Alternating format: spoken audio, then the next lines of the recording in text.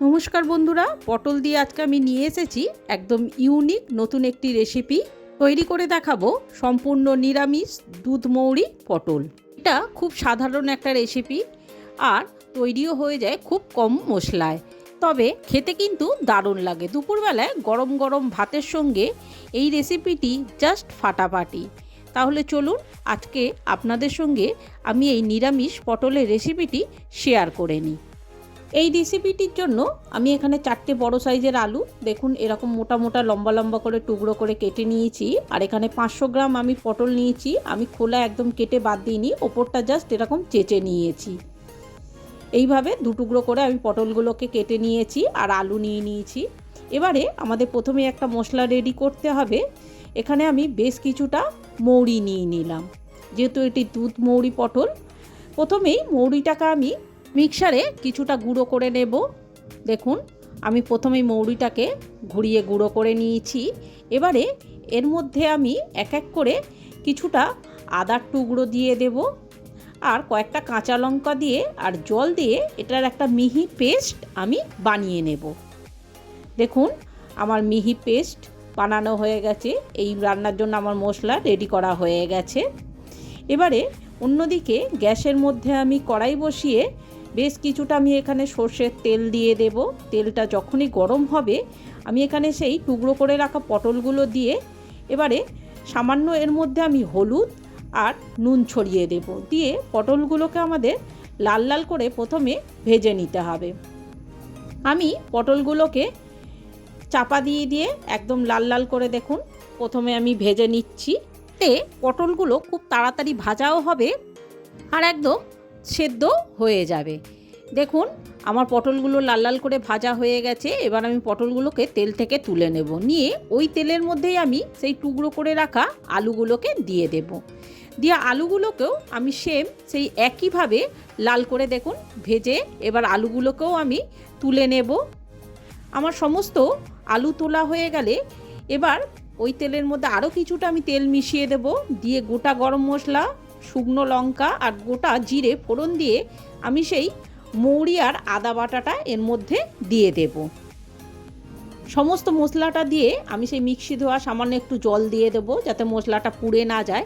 এবারে এর মধ্যে এক এক করে আমি 1 চামচ হলুদ গুঁড়ো, 1 চামচ লঙ্কা গুঁড়ো, 1 চামচ চিনি আর স্বাদ মতো লবণ দিয়ে মশলাটাকে আমাদের খুব ভালো করেই প্রথমে কষিয়ে নিতে হবে তেল ছাড়া পর্যন্ত। তাহলে বন্ধুরা আপনাদের যদি আমার এই রেসিপিটি ভালো লেগে থাকে তাহলে অবশ্যই আমার চ্যানেলটি সাবস্ক্রাইব করে একটা লাইক, কমেন্ট আর শেয়ার করে দিয়ে আমার পাশে থাকার অনুরোধ রইল। তাহলে দেখুন বন্ধুরা মশলাটা সমানে কষাতে কষাতে দেখুন যখনই এরকম তেল ছেড়ে দেবে তখনই আমি সেই ভেজে রাখা আলু আর পটলটা মশলার মধ্যে দিয়ে দেব। দিয়ে এবার মশলার সঙ্গে এগুলোকে আমাদের খুব ভালো করে প্রথমে কষিয়ে নিতে হবে। মিনিট 2 খুব ভালো করে আলু আর পটলটাকে মশলার সঙ্গে কষানো হয়ে গেলে এখানে আমি আগে থেকেই কিছুটা দুধ ফুটিয়ে জাল দিয়ে রেখেছিলাম। এবার সেই দুধটা আমি এখানে ঢেলে দেব। 1 বাটি দুধ আমি দিয়ে দিয়েছি। দুধটা দিয়ে এবার খুব ভালো করে আলু পটলটা দুধের সঙ্গে আমাদের মিশিয়ে নিতে হবে। নিয়ে এখানে আমি ঢাকা দিয়ে 15 মিনিটের মতো এটাকে হতে দেব। 15 মিনিট পর ঢাকা খুলে দেখতেই পাচ্ছেন আমাদের অনেকটাই গ্রেভিটা এখানে ঘন হয়ে গেছে। এবার খুব ভালো করে আমি এটাকে, যেহেতু আলু আর পটলটা প্রথম থেকেই ভেজে আমাদের সেদ্ধ করা হয়ে গেছিলো অর্ধেকটাই, তাই আর বেশি সময় লাগলো না। এখানে আমাদের তরকারিটা পুরোপুরি রেডি হয়ে গেছে। এবারে খুব ভালো করে নাড়াচাড়া করে দিয়ে শেষে এখানে আমি সামান্য একটু গরম মশলা আর 1 চামচ ঘি দিয়ে এখানে খুব ভালো করে এই পটলের সঙ্গে আমাদের এটাকে মিশিয়ে নিতে হবে। পটলের সঙ্গে খুব ভালোভাবে ঘি আর গরম মশলাটা আমি খুব ভালো করে মেশানো হয়ে গেলে এখানে আমি গ্যাসটাকে এবারে অফ করে দেব।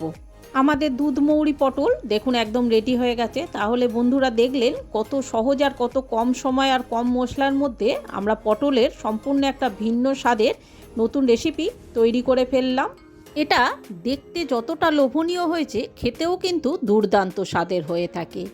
তাছাড়া পটলের একঘেয়েমি রেসিপি বাদ দিয়ে বন্ধুরা একবার যদি আপনারা এই রেসিপিটি ট্রাই করেন তাহলে বুঝতেই পারবেন রেসিপিটি কতটা সুস্বাদু হয়ে থাকে। আর যারা পটল খেতে ভালোবাসে না তারাও কিন্তু এই রেসিপিটি আপনার আঙুল চেটে চেটে খাবে। আর তাছাড়া যেহেতু এটা সম্পূর্ণ নিরামিষ, তাই যে কোনো দিনে আপনি এই রেসিপিটি বাড়িতে বানিয়ে নিতে পারবেন।